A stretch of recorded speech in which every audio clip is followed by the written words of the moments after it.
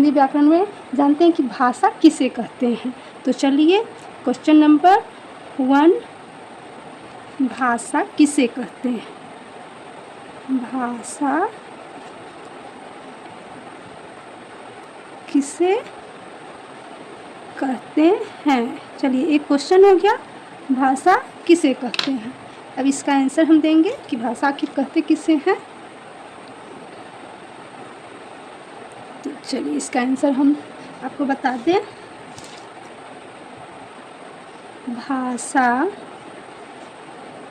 वह साधन है, वह साधन है जिसके द्वारा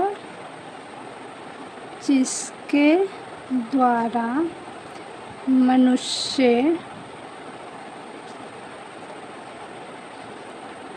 बोलकर, सुनकर, लिखकर व पढ़कर अपने मन के भावों या विचारों का आदान प्रदान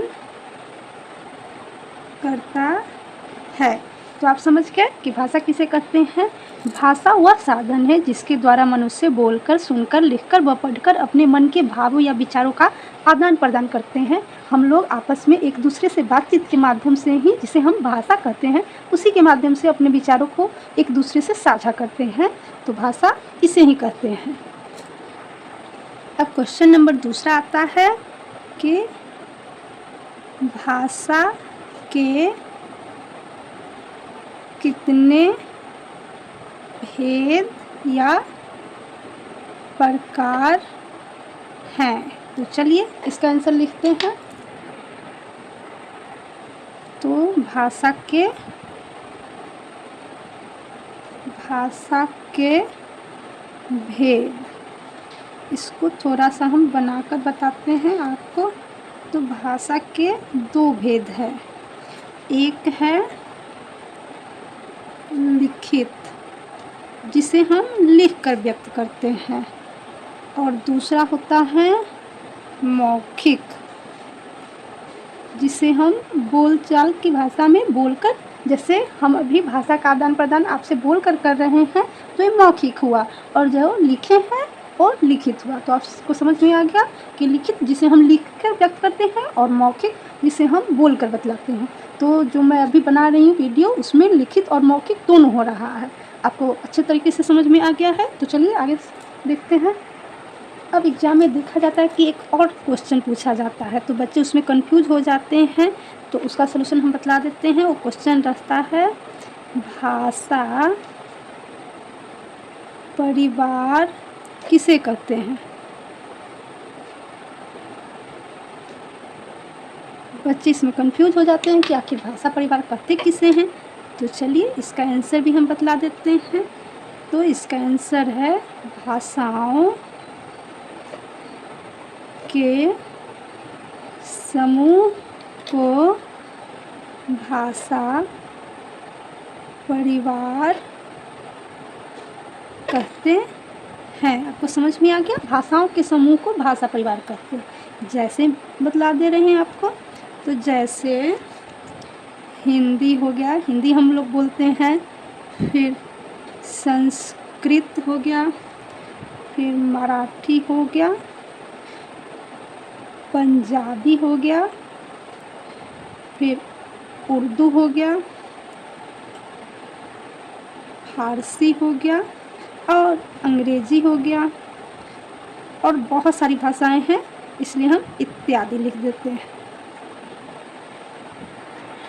यहाँ पर एक क्वेश्चन और बनता है कि हमारी जो मातृभाषा है, या कहे राष्ट्रभाषा है, वो हिंदी है।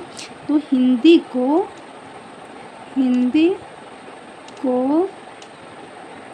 राष्ट्रभाषा के रूप में, राष्ट्रभाषा के रूप में कब एवं किस अनुच्छेद में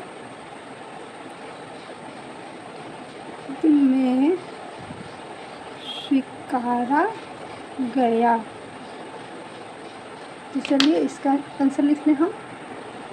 तो इसका आंसर हो जाएगा हिंदी को 14 सितंबर 1949 ईस्वी में अनुच्छेद 343 के अंतर्गत स्वीकार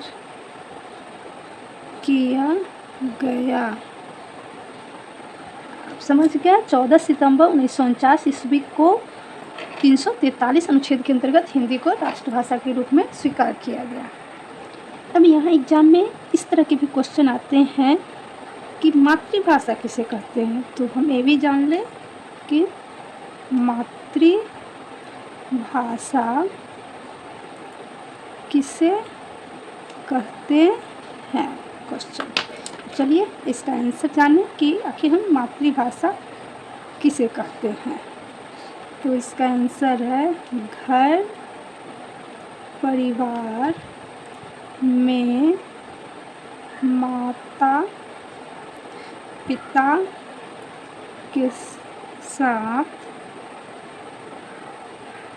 बोलकर सीखी जाने वाली भाषा मातृभाषा कहलाती है। तो आप समझ गए कि मातृभाषा किसे कहते हैं। तो जिसे हम अपने घर परिवार में माता पिता दादा दादी भाई बहन के साथ बातचीत करते हैं वही हमारी मातृभाषा हो गई। आपको अच्छे से समझ में आ गया। तो आगे बढ़े। अब क्वेश्चन एक और आता है। एक क्वेश्चन अक्सर एग्जाम में पूछे जाते हैं, यहाँ तक कि इसे हाई लेवल में एग्जाम में भी पूछे जाते हैं, जैसे मैट्रिक वगैरह के एग्जाम में भी पूछे जाते हैं। वो है मानक भाषा किसे कहते हैं। तो चलिए इसका आंसर हम जानते हैं कि मानक भाषा आखिर कहते किसे हैं। तो मानक भाषा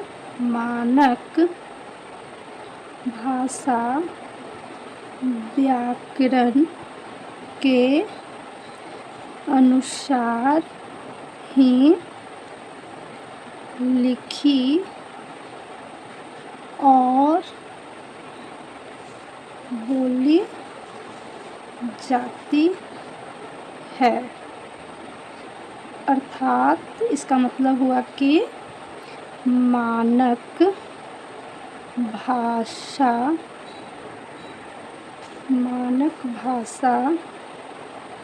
का पैमाना उसका व्याकरण है। समझ में आ गया मानक भाषा किसे कहते हैं। तो मानक भाषा के व्याकरण के अनुसार उसको लिखा या बोला जाता है, उसका पैमाना व्याकरण ही होता है, इसे ही हम मानक भाषा कहते हैं। आगे हम जानेंगे। अब क्वेश्चन नंबर 6 तक हो गया था। क्वेश्चन नंबर 7 होगा कि राजभाषा किसे कहते हैं। राजभाषा किसे कहते हैं। ये सब आपने अक्सर सुना है कि हमारे देश की राजभाषा कौन सी है। तो इसका आंसर भी आज हम जान लेते हैं। तो इसका आंसर होगा देश के शासन तंत्र में प्रयोग की जाने वाली भाषा राजभाषा कहलाती है। समझ में आ गया कि देश के शासन तंत्र में जिसके हिसाब से देश का शासन व्यवस्था चलता हो तो उसमें प्रयोग की जाने वाली भाषा को ही हम राजभाषा कहते हैं। और ये क्वेश्चन आपको हम पहले ही बता दिए थे। तो देखिए क्वेश्चन नंबर यहाँ पे हो गया 4 नंबर क्वेश्चन नंबर है कि हिंदी को राजभाषा के रूप में कब एवं किस अनुच्छेद में स्वीकार किया गया था। तो हिंदी हमारे देश की राजभाषा है। इसे 14 सितंबर 1949 ईस्वी में अनुच्छेद 343 के अंतर्गत स्वीकार किया गया था।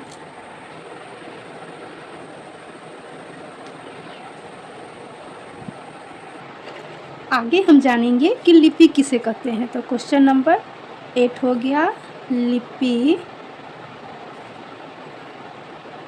किसे कहते हैं। और इसका आंसर जान ले कि आखिर लिपि कहते किसे हैं। तो आंसर, तो लिपि मौखिक ध्वनियों को जिन चिन्हों द्वारा लिखकर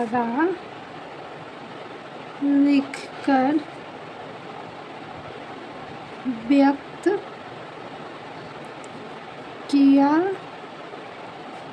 जाता है उसे लिपि कहते हैं। मौखिक ध्वनियों को जिन चिन्हों द्वारा लिखकर व्यक्त किया जाता है उसे हम क्या कहते हैं, लिपि कहते हैं। अब सबकी अलग अलग लिपि होती हैं, तो इसका एक मैं अलग से बना के आप लोग को बता रही हूँ। तो चलिए इधर हम लिख लेते हैं भाषा और इधर लिख लेते हैं लिपि। किस भाषा की, कुछ प्रसिद्ध भाषाओं की हम लिपि आपको बता दे रहे हैं जो आपको परीक्षाओं में अक्सर पूछे जाते हैं। तो चलिए हम बता दे रहे हैं। हिंदी, संस्कृत,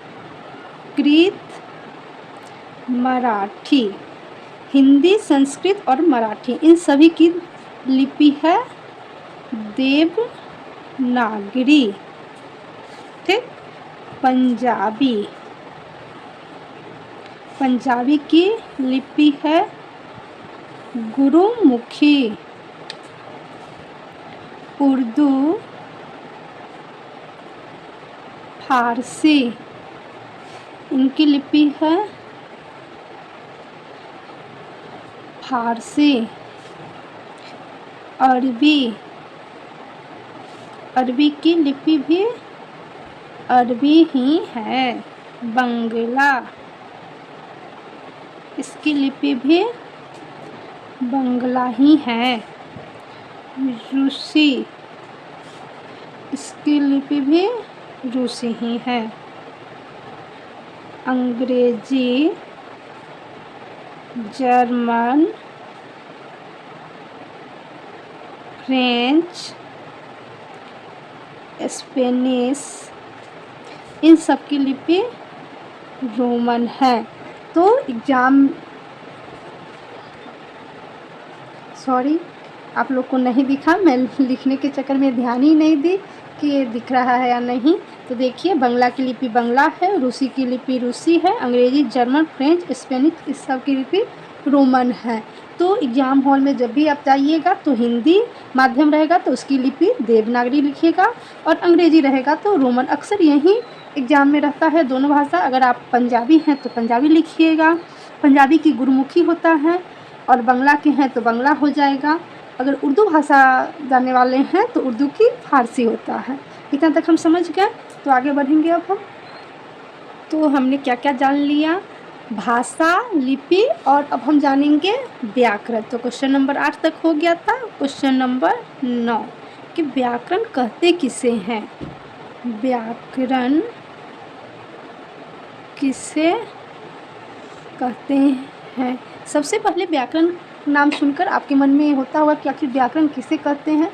तो चलिए सबसे पहले हम इसका ही उत्तर जानेंगे कि आखिर व्याकरण कहते किसे हैं।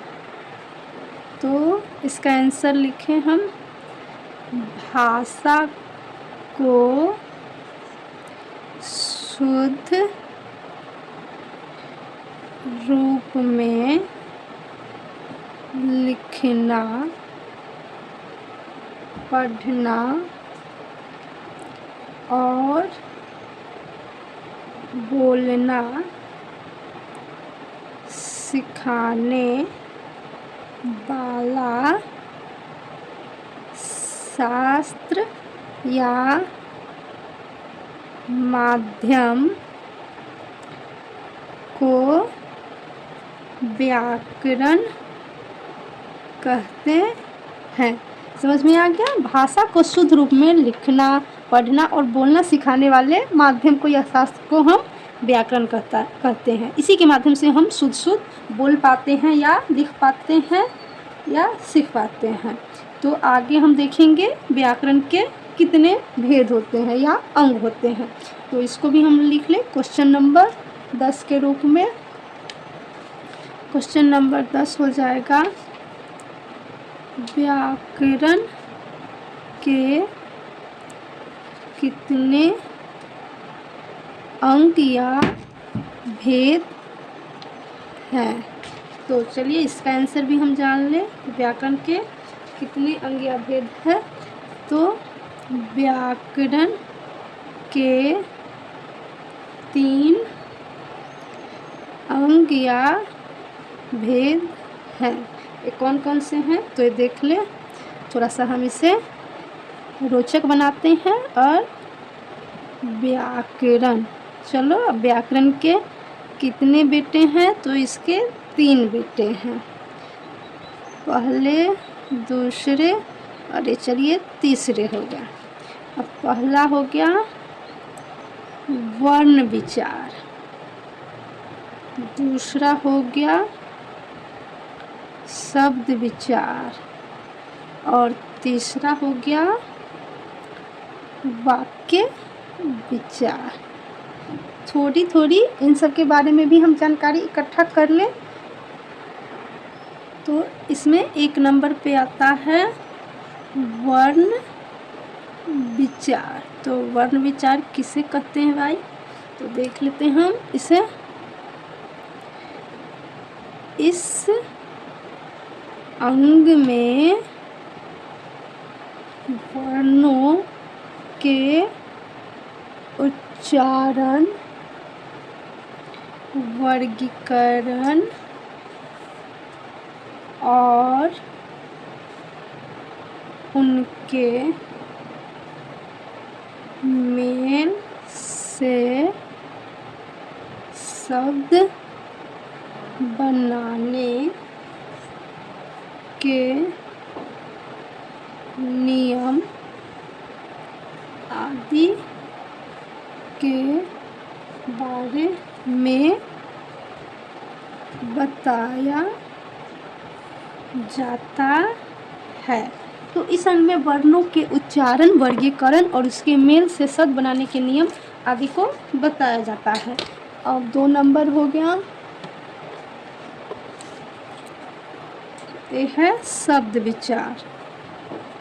शब्द विचार किसे कहते हैं तो इसे भी हम देख लेते हैं। इस